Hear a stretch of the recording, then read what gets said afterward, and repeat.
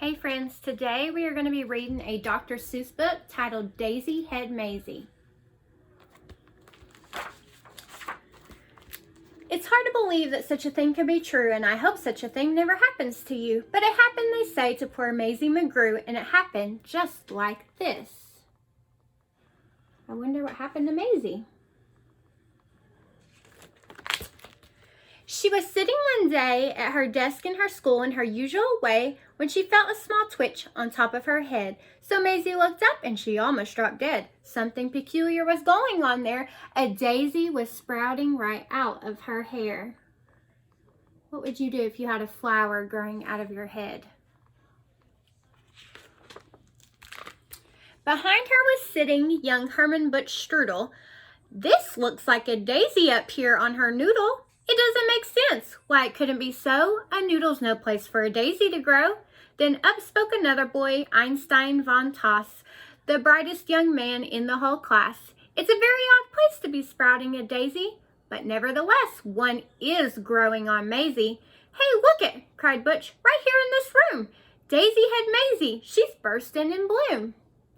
Miss Sneecher, the teacher, came rushing up quick. Such nonsense. Some child here is playing a trick. Which one of you boys stuck that thing in her hair? You know that daisy could never grow there. But teacher, said Butch, I saw this thing rise right out of her head with my very own eyes. Just give it a yank if you think I tell lies.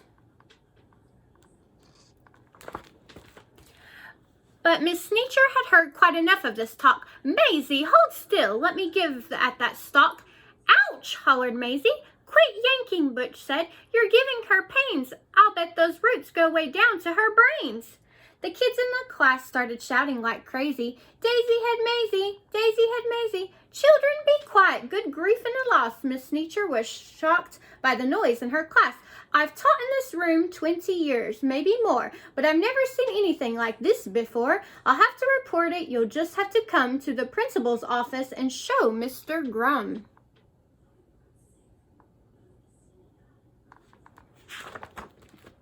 Now the principal, good Mr. Gregory Grum, was a very wise man, just as smart as they come. He knew more than anyone else in this nation all about long division and multiplication. He knew all the answers. Why are oceans deep? Why are skies so high? And why are mountains steep? He should have the answer to this thing on Mayzie. My word, he declared, it's a genuine daisy. I've never seen them quite often in fields growing wild, but never before on the head of a child. Now, what in the world ever made this thing sprout? I have no idea, but I'm going to find out. It says daisies grow on the land. They grow between rocks and they also grow in sand. It mentions right here they can grow in a pot, but mention the head of a girl, it does not.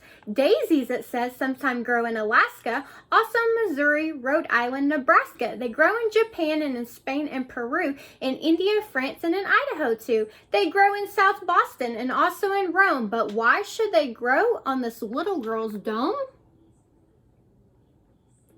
So he read all of those books and it doesn't say anything about a flower growing on a child's head.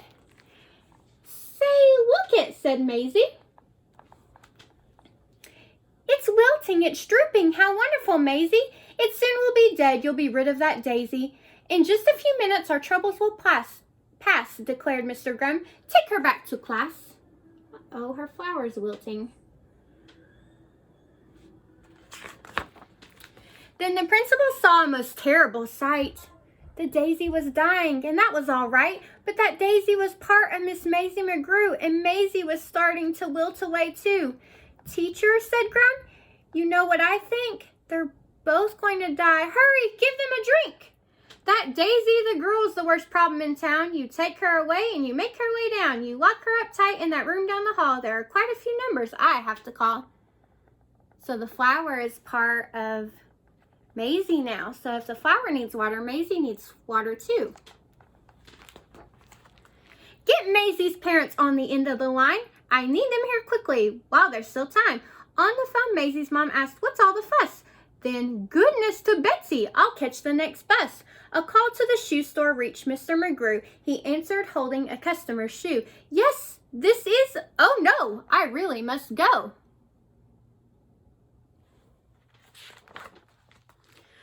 A doctor should see her, the principal said, and an expert on plants like this one on her head. So he called Dr. Eisenbart, who said, "What a trick! My stethoscope's packed and I'll be there in a tick." "Wait, Doc," said his patient. "I'll come along too. My brother's a vet and he knows the McGrew." When he heard Finch the Forest grabbed his shears, "And I'll be there just as soon as my truck can shift gears." So now she has a doctor coming, and a vet, and a gardener. Meanwhile, poor Mayzie lay down on the couch. The daisy slumped down on its leaves in a slouch. But the window was open because it was warm, and the sweet-smelling daisy attracted a swarm of bees. Bees! Bees! They want the flower on top of her head. The faster she ran, the faster they flew, so Mayzie kept running. What else could she do? She attempted to hide behind Officer Thatcher, who cupped out his hat like a bumblebee catcher. The bees took his hat. Thatcher said, "I'm no fool," and he ran after Mayzie back to the school. Principal Grum didn't know what to do. "It's worse," cried Miss Sneecher, "much worse than we feared. The daisy and Mayzie have both disappeared." Behind her came charging Mr. McGrew, chased by a customer chasing his shoe, Finch the florist, Dr. Eisenbart too, Dr. Eisenbart's patient, and Mrs. McGrew.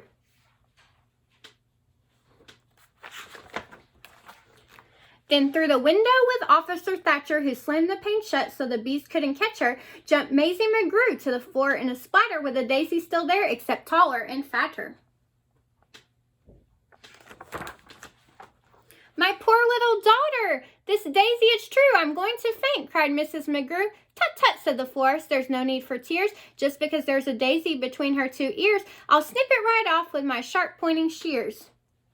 "She's my patient. Don't touch her. You must stand apart. We have to have room," said Dr. Eisenbart. "I think that Mayzie and her plant could help me get my research grant."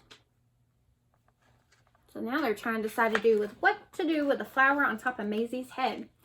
Then the door opened wide and the mayor stepped inside. At meetings and greetings there was none to compare. He was best at long speeches chock full of hot air. "I promise, my friends, that if I'm re-elected, this daisy on Mayzie will be disconnected. The law of our father is simple and sound. Daisies belong and should stay in the ground. The rest are illegal. We'll bar them from town." From the back came a voice, something loud, something slick, of a wheeler and dealer who knew every trick.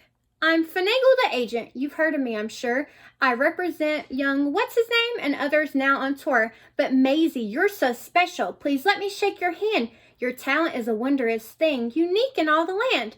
Daisy Head Mayzie, spelled out in bright lights, will draw kids in the day and parents at night. Daisy Head Mayzie, you've got quite an act. Just stick with me, kid, and sign this contract. Your flower needs to sign one, too."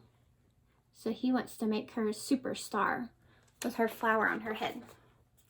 Her mother said, "Mayzie, don't be a fool," and the principal begged her, "Please don't leave school." But Mayzie didn't stop to blink. She signed her name in think-proof ink, and the daisy signed too. Daisy head fever was gripping the nation. It had quickly become a worldwide sensation. So even on TV, people know about Daisy Head and Mayzie. Daisy had burgers and Daisy had drinks. Daisy had stockings and Daisy had sinks. Daisy had buttons and Daisy had bows. Mayzie was famous, the star of her shows. Fame had knocked on Mayzie's door. Now she had it all and more. Piles of money stacked in tins. But what is money without your friends? A dream had led her far astray. That was the price she had to pay.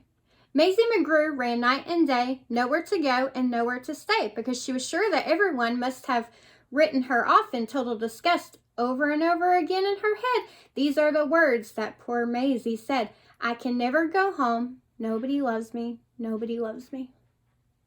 Now she's sad because she thinks nobody likes her because she went off to be famous. I don't think that's true. Nobody loved her? Poor Mayzie McGrew. It's hard to believe such a thing could be true. And maybe that's why then this daisy above, when Mayzie below began thinking of love. Well, you know about daisies. When love is in doubt, the job of a daisy is to try to find out.